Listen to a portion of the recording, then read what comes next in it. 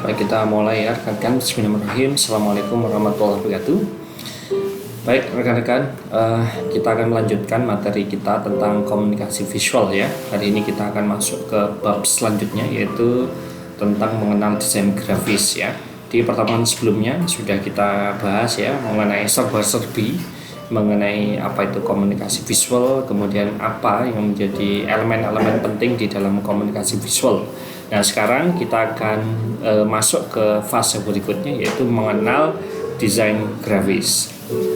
Oke rekan-rekan, kita masih menggunakan referensi yang sama yang kita pakai di pertemuan sebelumnya ya.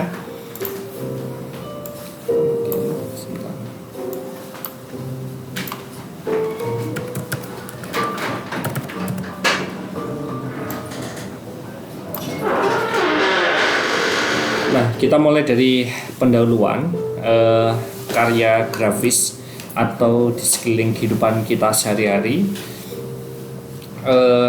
Biasa kita temui dalam bentuk produk jadi ya. Adapun contohnya poster, kemudian buku, koran dan lain sebagainya. Nah, secara sederhana pekerjaan seorang desainer grafis adalah memastikan audiensnya dapat melihat ya, atau notice ya, kalau bahasa teman-teman ternotis ya, kemudian membaca dan terakhir memahami. Jadi yang pertama harus dipastikan sebuah karya grafis itu harus mampu attract attention ya. Ini hal yang cukup menantang ya. Dalam konteks ini tentu kreativitas ya, kemudian keunikan, kemudian kepekaan teman-teman terhadap apa yang sedang populer sekarang ini menjadi hal yang sangat krusial ya.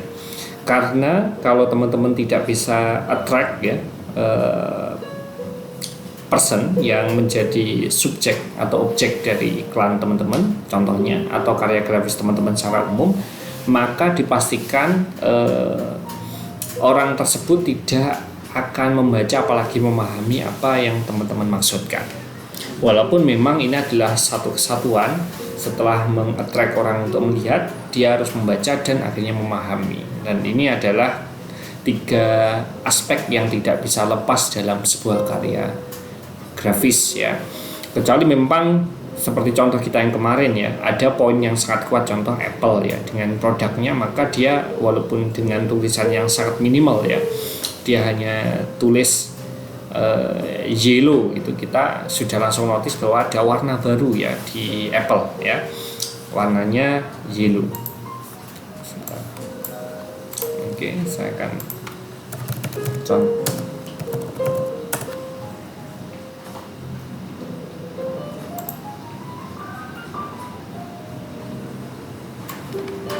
Oke, beberapa contoh yang cukup mengesankan dari Apple adalah contoh di sini ya, privacy, that's iPhone. Kemudian live easier on iPhone. iPhone 12 Pro in the dark. iPhone 11 Pro ya, switch to iPhone. Kemudian like years ahead ya, dan seterusnya. Kita lihat iklannya cukup simple ya. Kalau kita ketik seperti ini ya, nah, ini ada yang maksimalis, ada yang minimalis ya. Contoh di sini yang sangat berkaitan dengan harga, misalnya ada Ultra Milk yang dia masih mencantumkan harganya. Kemudian ada yang concern ya pada artisnya ya.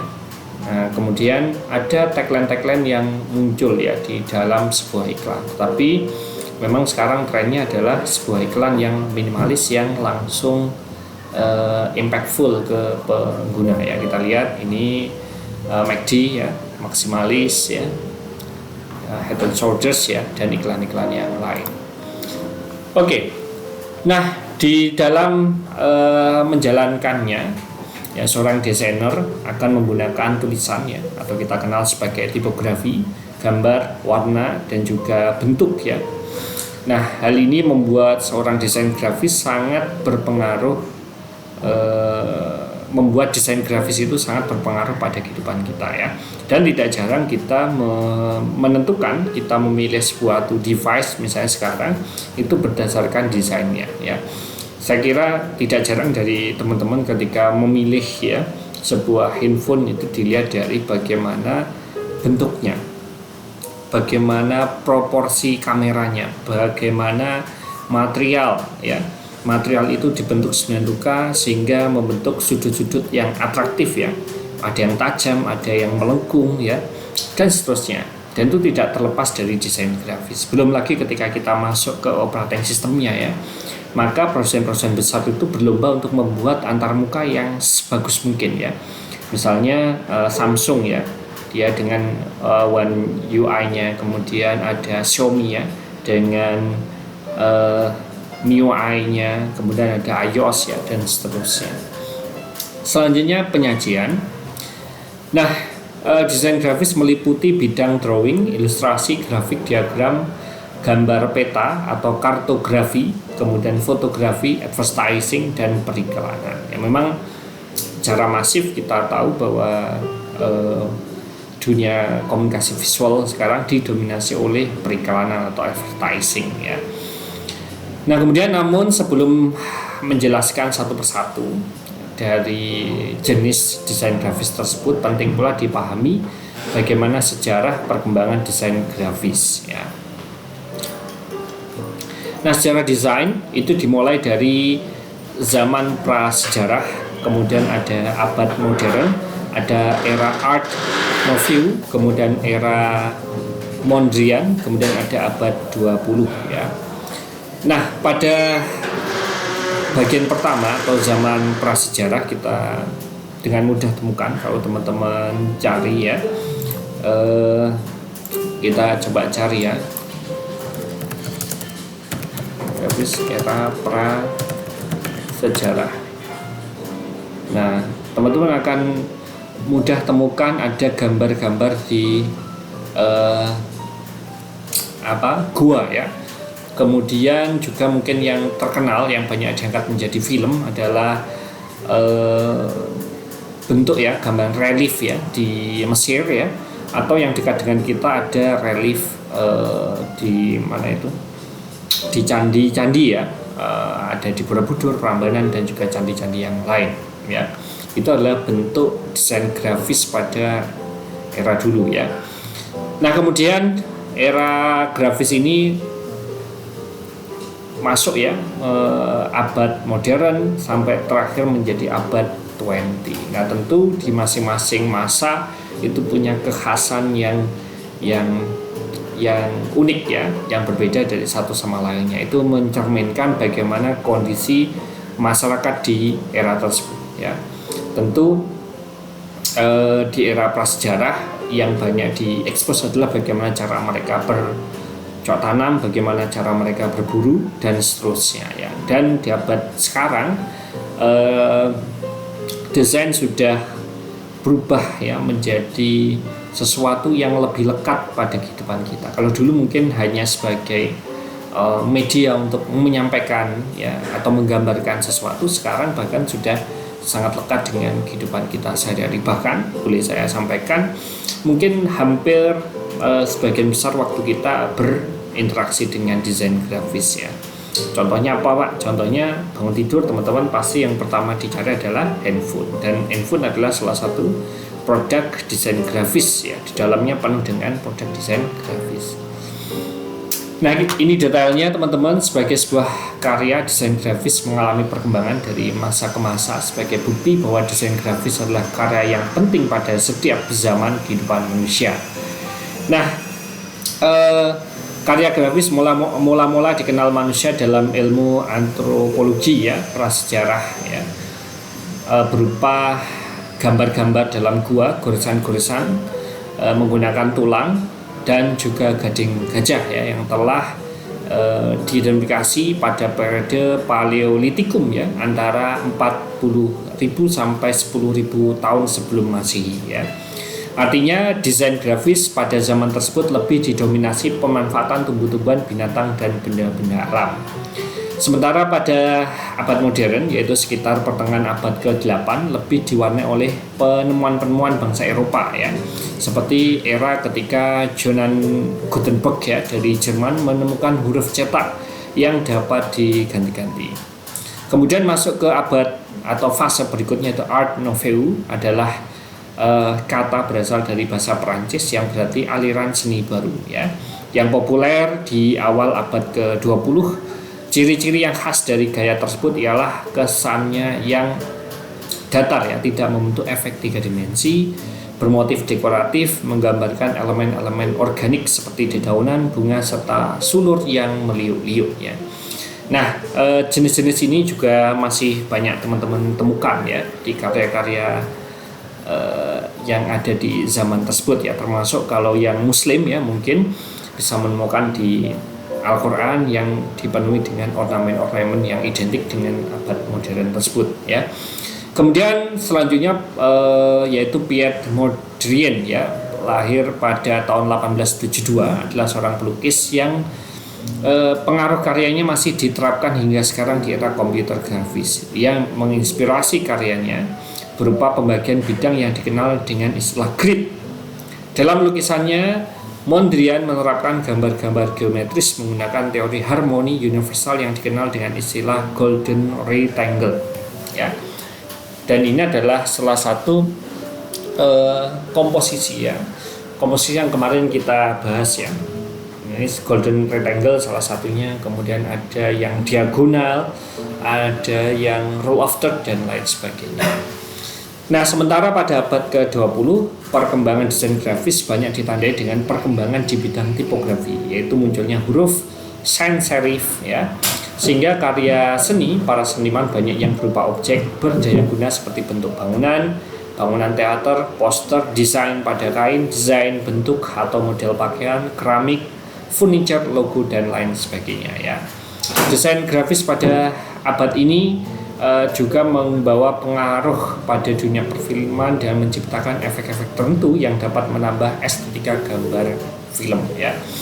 Nah, teman-teman yang pernah membaca atau melihat ya bagaimana behind the scene film-film pada abad dahulu yang juga menggunakan efek-efek khusus ya, dengan cara yang berbeda dengan yang sekarang kita lakukan. Kalau kita sekarang full menggunakan komputer, pada zaman dahulu dilakukan secara manual ya, seperti membuat orang jatuh dan seterusnya. Nah, teman-teman bisa lihat film seperti film Chaplin ya. Teman-teman akan lihat bagaimana dunia perfilman berkembang di era tersebut. Nah, selanjutnya kita masuk ke macam-macam desain grafis abad 20. Ilmu menggambar atau dalam bahasa Inggris disebut sebagai drawings menjadi keterampilan utama seorang desainer ya. Menggambar adalah membuat coretan atau goresan di suatu permukaan dengan menekankan alat pada permukaan tersebut ya. Menggambar berbeda dengan melukis, sebab melukis berarti menggunakan pewarnaan pigmen yang dicampur dengan cairan. Dalam desain grafis, kemampuan menggambar dari seseorang sering dimanfaatkan sebagai visualizer ya, yaitu seseorang yang bertugas menggambarkan ide dari orang lain. Selanjutnya ilustrasi. Ilustrasi secara harfiah berarti gambaran yang dipergunakan untuk menerangkan atau mengisi sesuatu. Dalam desain grafis, ilustrasi merupakan subjek tersendiri yang memiliki alur sejarah serta perkembangan yang spesifik atas jenis kegiatan seni itu ya. Contoh ilustrasi ada di bagian ini, dan sampai sekarang seperti contoh tadi iklan iPhone itu juga dipenuhi dengan ilustrasi tentang produk-produk iPhone ya. Kemudian fungsi ilustrasi ialah memberi gambaran tokoh atau karakter dalam cerita serta menampilkan beberapa contoh item yang diterangkan dalam suatu buku pelajaran ya. Selanjutnya yaitu ada kartografi. Kartografi adalah usaha dalam mendesain peta, sedangkan sentuhan grafis dalam pembuatan peta sangat penting agar peta lebih mudah dipahami. Nah, kartografi ini teman-teman juga pelajari di dalam GIS ya saya kira. Dan ini bukan sesuatu yang baru. Selanjutnya ada grafik. Grafik adalah sejenis gambar informasi yang menjadi representasi bilangan dalam suatu tabel dan data ya. Grafik sering dipakai untuk mempermudah pemahaman akan data angka dalam jumlah banyak dalam waktu sekilas saja. Nah, selanjutnya diagram. Dalam kata lain, diagram disebut juga sebagai bagan. Diagram yaitu gambar yang dipergunakan untuk menyederhanakan dan menggambarkan struktur secara visual sebagai representasi suatu konsep, ide, konstruksi ya, hubungan satu sama lain, gambaran anatomi. Contoh di teman-teman mungkin ada DFD, ada ERD, ada activity ya, diagram dan lain sebagainya yang dipergunakan dalam berbagai aspek aktivitas kehidupan untuk memvisualisasikan atau memperjelas suatu topik ya. Dan saya kira teman-teman sebagai anak IT tentu akan banyak bersinggungan dengan diagram ya. Nanti tentu ketika teman-teman sampai deskripsi, teman-teman akan ketemu ada namanya diagram blok yang akan menggambarkan bagaimana proses langkah-langkah skripsi yang akan atau tugas akhir yang akan teman-teman lakukan. Atau teman-teman ingin menggambarkan suatu metode ya menggunakan flowchart ya, atau teman-teman ingin menggambarkan pergerakan sebuah data, teman-teman bisa pakai DFD ya, mulai dari konteks 0 ya, DFD level 1 dan seterusnya. Atau juga teman-teman akan mengenal banyak diagram-diagram yang lain ya, salah satunya mungkin ERD yang sudah teman-teman pelajari. Selanjutnya itu fotografi. Fotografi merupakan satu elemen dari desain grafis yang berfungsi sama seperti gambar ya, lukisan maupun ornamen dekoratif yang memberikan hiasan atau ilustrasi. Sebagai elemen, foto dapat menjadi fokus utama dari sebuah desain grafis. Foto dalam konsep fotografi dapat menggantikan kata-kata yang menjadi deskripsi dari sebuah peristiwa ya, seperti yang pernah saya contohkan ketika kita ingin menggambarkan perjalanan ya, berarti kita ambil dari kiri ya, kiri bawah menuju kanan atas ya. Yang penting yang teman-teman harus ingat dalam konteks ini, teman-teman harus juga tahu ya di mana tempat rekan-rekan mengambil foto. Jangan sampai seperti kasus yang sedang viral sekarang, ada fotografer yang foto prewedding menggunakan flare, akhirnya terjadi kebakaran ya, kebakaran di Bromo ya, hingga saat ini belum bisa tuntas ditangani. Kemudian komputer grafik. Dalam grafika komputer dikenal dua jenis grafis, yaitu raster atau bitmap dan vektor ya. Raster representasi dari gambar yang dibentuk oleh pixel, sedangkan vektor adalah titik dan garis. Ciri khasnya, kalau raster kita zoom dia akan pecah, kalau vektor kita zoom dia tidak akan pecah. Contohnya ketika teman-teman buka map, ambil mode vektor atau defaultnya, teman-teman zoom tidak akan pecah ya bentuk rootnya, batas-batas wilayahnya. Tapi ketika teman-teman rubah dalam bentuk citra satelit atau vektor, teman-teman zoom, akan ada berapa tempat yang pixelized atau blur ya. Nah, selanjutnya ada Bezier curve ya, yaitu cara membuat gambar dengan garis dan kurva berbasiskan perhitungan matematis ya. Nah, cara ini dibuat oleh Peter Bezier, seorang pelukis asal Perancis. Cara kerja tersebut kemudian lebih dikenal dengan cara kurva Bezier ya. Dengan cara kerja ini kita akan memperoleh kesamaan di dalam pengolahan garis yang kemudian disebut dengan istilah pad pada semua program vektor grafis ya. Di dalam gambar vektor dapat ketentuan sebagai berikut ya. Nah, ini juga kita temukan di dalam mata kuliah yang lain ya. Contoh pad nanti akan teman-teman pelajari juga di mathematics ya. Discrete akan ketemu tentang vertex, akan ketemu dengan pad dan seterusnya ya. Setiap ilustrasi terdiri dari objek-objek vektor. Setiap objek vektor memiliki satu atau beberapa buah pads ya. Sebuah pad terdiri dari garis-garis segmen. Garis segmen memiliki node atau acor point ya di setiap ujungnya. Selanjutnya yaitu ada grafis 3 dimensi. Grafis 3D kental dengan nuansa pembuatan film-film animasi seperti Shark, Avatar ya, dan seterusnya. Nah, penggunaan teknologi 3D juga bisa dipahami sebagai wujud game yang populer sejak tahun 90-an ya. Misalnya itu web grafik, lebih dikenal lebih pada desain website yang beroperasi pada dunia maya. Web grafik semakin berguna sebagai sarana tampilan GUI pada website ya, yang sekarang sudah sangat masifly ya. Nah, selanjutnya itu pemanfaatan desain grafis. Desain grafis dapat dimanfaatkan dalam berbagai bidang ya, seperti kegiatan bisnis, periklanan maupun sarana pendidikan. Penggunaan desain grafis di sektor bisnis dan perekonomian biasanya meliputi tampilan berupa laporan keuangan maupun pertumbuhan ekonomi. Sementara dalam dunia periklanan, desain grafis digunakan untuk desain kemasan, iklan, dan lain sebagainya. Untuk sarana pendidikan, desain grafis berperan seperti dalam pembuatan buku-buku di sekolah, utamanya kalau kita lihat konteksnya adalah buku anak TK, SD, SMP, dan SMA. Nah, contoh kalau di SMA kita belajar biologi, di dalamnya tentu perlu ada desain grafis ya, yang menggambarkan bagaimana bentuk sebuah sel ya, bentuk sebuah DNA dan seterusnya. Nah, selanjutnya tahapan pembuatan desain grafis dimulai dari pengumpulan info, analisis, penyusunan tujuan, menetapkan pendekatan, brainstorming, evaluasi, analisis, dan terakhir implementasi. Nah, selanjutnya itu desain grafis adalah bagian penting ya dalam yang kita pelajari, dan menilai dari sejarahnya terdapat perkembangan yang dinamis ya, baik dari pola maupun hasil karyanya, khususnya pada abad 20 ini ya. Desain grafis makin marak dimanfaatkan dalam berbagai bidang kehidupan, apalagi dengan sifat komputer grafik yang mempermudah pembuatan sebuah desain. Oke.